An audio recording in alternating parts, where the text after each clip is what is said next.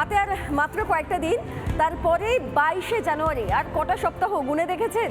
তবে তার আগে অযোধ্যা কিভাবে সেজে উঠছে, এই রাম মন্দির এবং রামলালার যে পুনর্প্রাণ প্রতিষ্ঠা, তাকে কেন্দ্র করে অযোধ্যা কিভাবে সেজে উঠছে, গোটা দেশ কিভাবে সেজে উঠছে, কতটা আবেগপ্রবণ হয়ে রয়েছে গোটা দেশ, তার প্রত্যেকটা মুহূর্তের ছবি আমরা আপনাদেরকে দেখাচ্ছি। আমাদের একাধিক প্রতিনিধি সেখানে বারবার যাচ্ছেন, রয়েছেন। এই মুহূর্তে আমার সঙ্গে বিট্টু এবং পৌলমী উভয়ই রয়েছেন। আমি তাদের সঙ্গে একবার কথা বলে নেব। আমি একবার বিট্টুর কাছে যাই। বিট্টু, কালকে থেকে একাধিক আপডেট আমরা তোমার থেকে পাচ্ছি, আজকের অযোধ্যা ঠিক কি নতুন কি দেখছো আজকের অযোধ্যায়? প্রধানমন্ত্রীও তো আসবেন, তার আগে নিরাপত্তাও কতটা শক্তিশালী করা হচ্ছে সেটাও যদি একটু জানাও।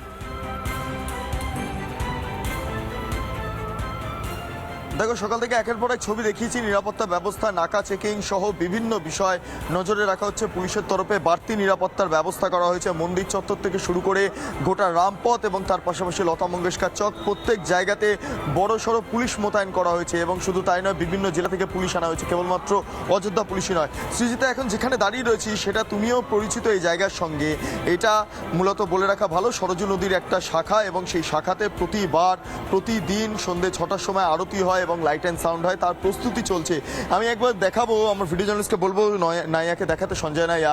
এই মুহূর্তে স্ক্রিন টাঙিয়ে দেওয়া হয়েছে, আর কিছুক্ষণের মধ্যে লাইট অ্যান্ড সাউন্ড হবে এই সরজু নদীর তীরে। এবং বলা বাহুল্য যে এই লাইট অ্যান্ড সাউন্ড দেখতে প্রচুর মানুষ আসেন, জমা হন। 6টা থেকে সেই প্রক্রিয়া শুরু হবে এবং তারপর প্রচুর মানুষের প্রতিক্রিয়া আমরা পাবো। তার পাশাপাশি প্রচুর সাধু সন্ত্রা তারা পর্যন্ত আসবেন এই লাইট অ্যান্ড সাউন্ড দেখতে। এবং এই আরতি প্রক্রিয়া চলে একটা, সে আরতিও আজকে সাক্ষী থাকাও সার্বিকভাবেই অত্যন্ত সৌভাগ্যের ব্যাপার। বিটুর সঙ্গে তো আমি আসছি তোমার কাছে।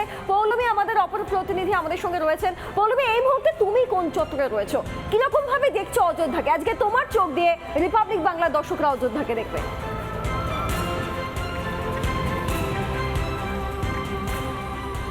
একদম সৃজিতা, এই অযোধ্যা একেবারেই আলাদা। রাম জন্মভূমি অযোধ্যা, রামলালার প্রাণ প্রতিষ্ঠা হবে, তাই সাজো সাজো রব।